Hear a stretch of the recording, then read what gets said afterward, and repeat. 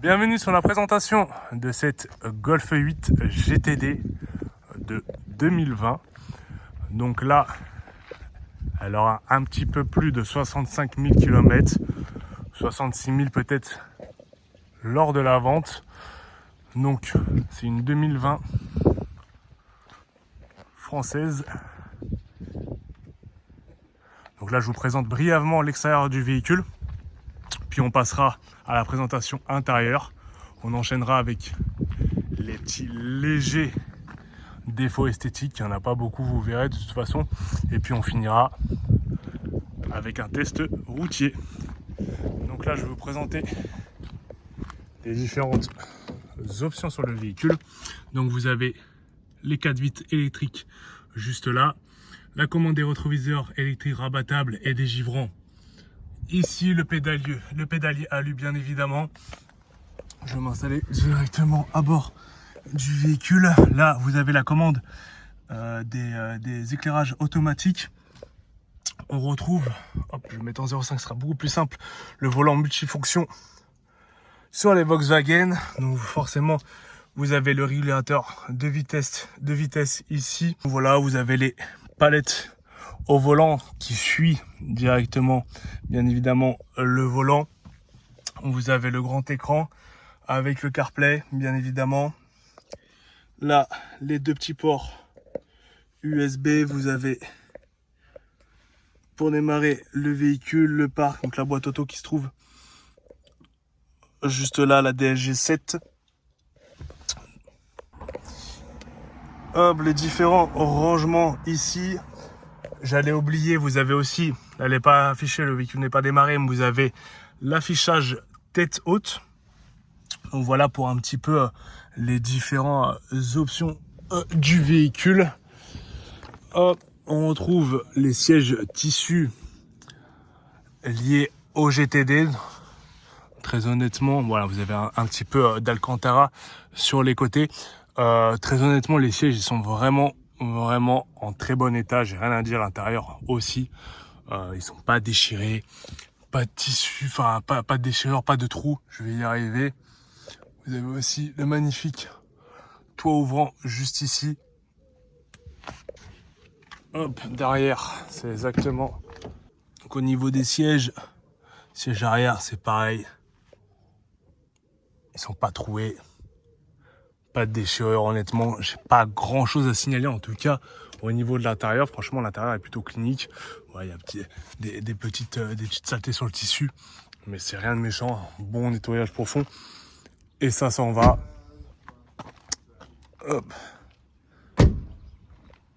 Je vais commencer un petit peu par les imperfections en commençant par l'avant gauche. J'avais oublié que là, le propriétaire a rajouté le sigle lumineux comme sur les phases d'après. Et aussi les anti-brouillard. De toute façon, vous les verrez directement en photo. Donc là, on va enchaîner avec les imperfections. Très honnêtement, bon, les quatre jantes, vous les avez en gros plan. De toute façon, ils sont vraiment en super état. J'ai rien à dire. Franchement, là, qu'est-ce qu'il va y avoir sur le véhicule? Très honnêtement, pas grand-chose. Franchement, je ne veux pas dire qu'il sort de concession, mais presque. Il y aura des petits légers éclats de gravillon. Forcément, on y a le droit. Voilà, là aussi. Mais franchement, à part ça, à part des petites imperfections de quelques millimètres, très honnêtement, j'ai pas grand chose à dire sur le véhicule, à part peut-être là au niveau de la descente de coffre où vous avez quelques micro rayures et là vous avez quelques imperfections, mais à part ça, très honnêtement, voilà, c'est de la saleté. Là vous avez même pas, c'était un cheveu. Franchement, la plus grosse imperfection que vous allez trouver, c'est au niveau de l'aileron. Donc c'est là, juste la couleur qui est différente. Il y a dû avoir juste un petit souci au niveau certainement du collage de l'aileron, mais très honnêtement, j'ai pas grand chose à dire. Voilà, peut-être les petits gravillons, les éclats de gravillon, pardon, juste ici, mais sinon en termes d'imperfection, moi, j'ai rien à signaler. Je vais quand même regarder le capot, mais même le capot, il y a même pas d'impact de gravillon, il y a pas grand chose. Vraiment, il faut vraiment aller vraiment à la loupe si vous voulez trouver des petites imperfections. Pareil, au niveau du toit, pas grand chose à part des résidus d'eau, de calcaire. Mais sinon, au niveau du châssis, pareil, j'ai rien à signaler là-dessus. Et tout de suite, on passe au test routier. On se retrouve pour le test routier de cette Golf 8 GTD. Donc là, je vais démarrer immédiatement la voiture pour que vous puissiez un petit peu écouter en même temps que moi s'il n'y a pas de bruit anormal et surtout si le véhicule démarre au quart de tour.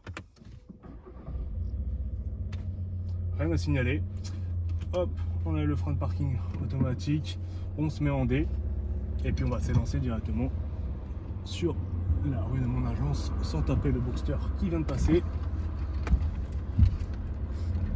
Donc voilà, comme pour l'habitude au niveau du test routier, vous avez un petit peu l'habitude si vous regardez mes vidéos. Si vous êtes nouveau, bienvenue.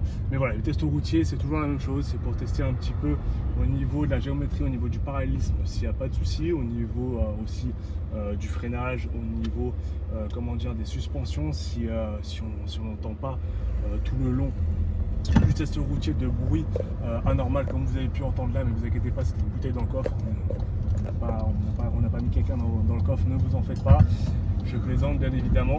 Là je vais me lancer un petit peu à 40-50 km/h, je vais lâcher totalement le volant puis on va voir comment se comporte le véhicule tout simplement. Donc là hop, je prends un petit peu de vitesse, j'essaie de me mettre environ au milieu de la chaussée. Là j'ai le volant totalement lâché, bon forcément la chaussée est un petit peu déformée, donc tout le véhicule tire légèrement à droite, mais très honnêtement, en tout cas je vois pas de problème au niveau du parallélisme, de la géométrie.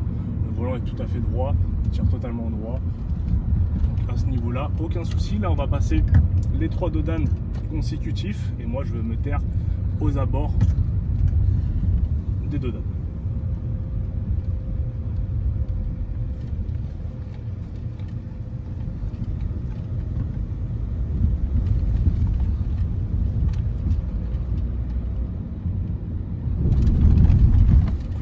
Normal en tout cas, moi je les ai pas entendus. Là je vais prendre un petit peu de vitesse dans la descente et puis on va tout naturellement effectuer un freinage d'urgence pour voir comment se comporte le véhicule tout simplement, et surtout s'il n'y a pas de bruit suspect lors du freinage. Voilà, je prends un petit peu de vitesse et puis on va freiner d'une manière assez appuyée sans faire crisser des pneus, c'est pas le but. En tout cas au niveau du freinage, le freinage a du mordant, moi j'ai pas entendu de bruit suspect lors du freinage. Là hop, on va faire le chemin totalement inverse et puis on va voir tout simplement qu'est-ce qu'elle a dans le ventre lors de la montée. On a un petit peu lutté en ville, mais voilà, ça va nous permettre un petit peu de voir comment se comporte le véhicule en montée. On sent un petit peu. Je suis pas non plus pied au plancher, c'est pas le but. Voilà, on est sur 200 chevaux. On est sur un diesel, on a le couple du diesel. Très honnêtement, ça a ce qu'il faut pour tout simplement faire de la route, j'ai envie de vous dire. Il n'y a pas besoin de forcément en plus. De toute façon, en France, c'est un peu compliqué de rouler à haute vitesse. Donc, très honnêtement, ce véhicule, que ce soit en termes de confort, de maniabilité, etc., franchement, elle a vraiment ce qu'il faut, là où il faut. Là, je vais un petit peu contraindre, même si c'est pas forcément le point fort des Golf, on va un peu contraindre le châssis pour voir comment il réagit. Donc je vais prendre un petit peu de vitesse lors du rond-point.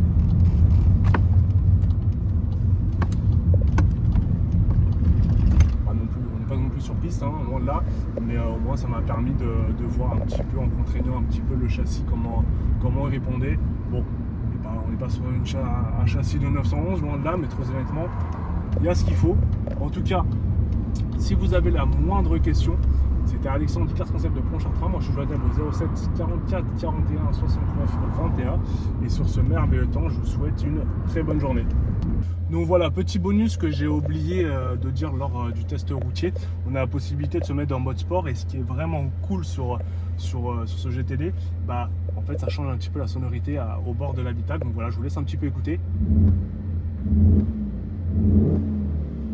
Voilà, c'est un son un petit peu rock, donc voilà, c'était un petit peu le bonus de cette vidéo.